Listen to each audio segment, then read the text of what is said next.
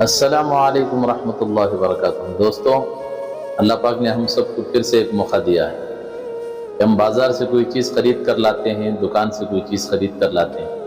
اگر وہ چیز ہمیں پسند نہ آئے تو ہم لے جا کر اسے پھر ایکسچینج کرا سکتے ہیں، تبدیل کر کے لا سکتے ہیں، اس کو بدل کر لا سکتے ہیں۔ لیکن دیکھیے، موقع اللہ نے دیا ہے اچھا حکمران چننے کے لیے۔ آپ کے اختیار میں ہے کہ آپ ووٹ کس کو دیں گے۔ کہ ایسا نہ ہو کہ ہماری جلد بازی کی وجہ سے ہم غلط آدمی کو ووٹ دے کر کہیں غلط حکمران نہ چن لیں۔ گھر کے اندر 10 آدمی ہیں اور گھر کے 10 آدمیوں کا اگر ووٹ ہے تو کہ یہ تنظیم نہ بن جائے کہ 5 ادھر ڈالیں 5 ادھر ڈالیں۔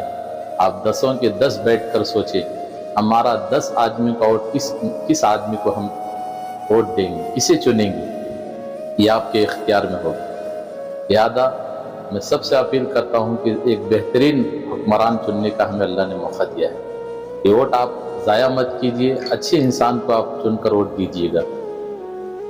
پھر ایسا نہ ہو جائے کہ غلط آدمی کو چن لیں اور کام کچھ غلط ہو جائے تو پھر کہنے پڑے۔ تو اکثر لوگ ایک شعر کہتے ہیں، تو ادھر ادھر کی نہ بات کر، یہ بتا کہ قافلہ کیوں لٹا، مجھے رہزنوں سے گلا نہیں، تیری رہبری کا سوال۔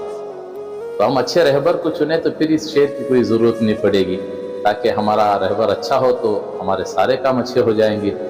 تو کوشش اس بات کی کریں کہ آپ اپنا ووٹ ضائع نہ کریں، اپنے گھر کے ایک ایک فرد کو اس بات کو بتائیں کہ اچھے حکمران کو چنیں۔ اب اس بات کی فکر کرنا ہم میں سے ہر ایک کے لیے بہت ضرورت ہے۔ ہم اپنے ملک کے حالات کو سامنے رکھ کر اچھے آدمی کو ووٹ دیں۔ کہیں ایسا نہ ہو، ہماری سوچ یہ ہوتی ہے کہ ہم ووٹ ابو جہل جیسے آدمی کو دیں اور حکمران عمر جیسا چاہے، یہ کبھی نہیں ہو سکے۔ لہو مات نبی کا جس